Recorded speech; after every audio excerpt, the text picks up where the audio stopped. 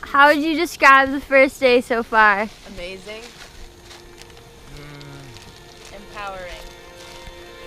Peaceful. Short. Emily, how would you describe it? Exhilarating.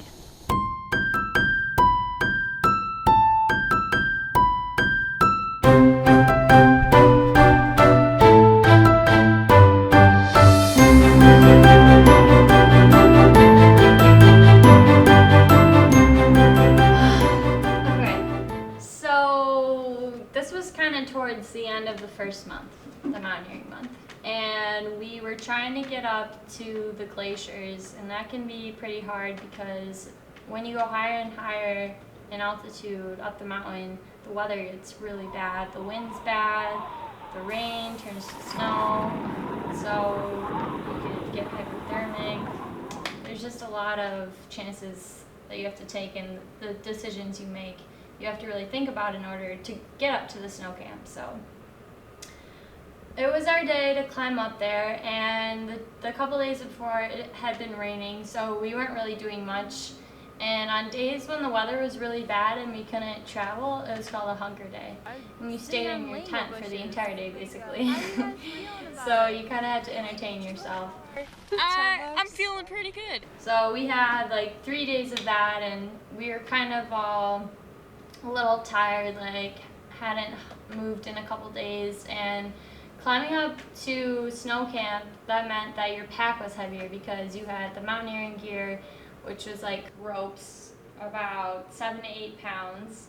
You had your harnesses, you had your crampons, you had your ice axes, you had your helmets. So that meant your pack was at least half the amount that you weighed. So we all got ready, we packed up, and we're heading up to snow camp, and it had been slippery, and like we had all been tired, like me especially. I was tired, probably because it had just been the end of the month and we had been resting for 3 days, so my body was just tired, and I had this huge rope on the top of my pack, so my pack was kind of swaying a little bit, and we were ascending up, and we were traversing the side of the mountain, so it was pretty steep, and yeah, like we were pretty high up because obviously we were going to explore the glaciers. And I was kind of in the back of the line with one of my best friends on the trip, who's still my best friend. Her name's Jordan. And we're just kind of tagging along, and we come across this wet slab. So there's kind of a waterfall coming down, so it was like super wet, and like it's slippery anyways because it's a slab of rock, and I'm going across it, and I don't know what happened. Like maybe the wind like kind of pushed my pack a little bit, but I slipped and I started falling, and all of a sudden I like caught myself. I don't know how, like I must have gained cat-like reflexes when I was there, because I was just like holding onto this slab of rock, just like, oh my gosh, like I could have just died, and I was just shaking, and I was like, I don't even know if I can make it the rest of the way, but my friends were like, Emily, like, you're fine, like we gotta do this, we gotta get up there, and I was just like, you know what, you're right, I might have just died, but I gotta keep going, and it was crazy.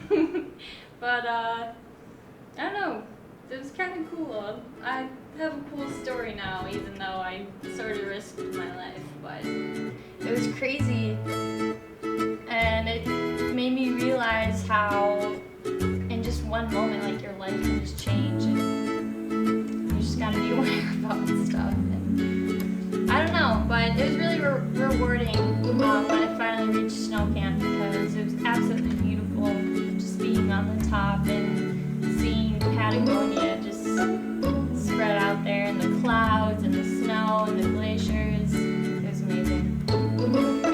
Totally worth the fall. Yes! Like finally free on our own.